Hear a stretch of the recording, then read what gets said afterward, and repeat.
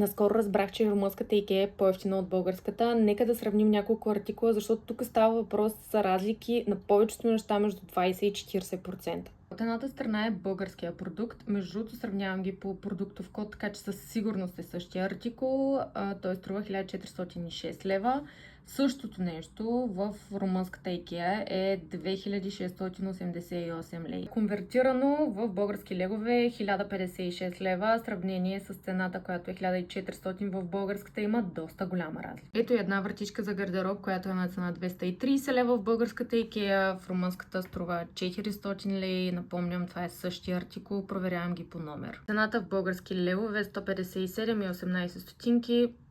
В българската IKEA беше 230 лева. Легло 1300 лева.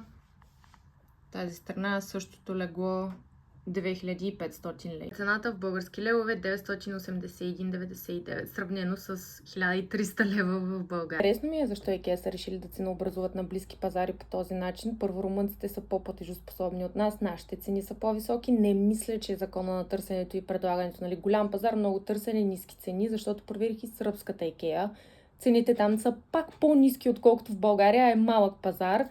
Така че, не знам, ако някой знае на какво се дължи тази разлика в цените, да пише в коментарите. И не забравяйте, ако си на пазарите от Румъния, не знам как стоят въпросите с връщане, ако има проблеми, гаранции, така че не е един проблем.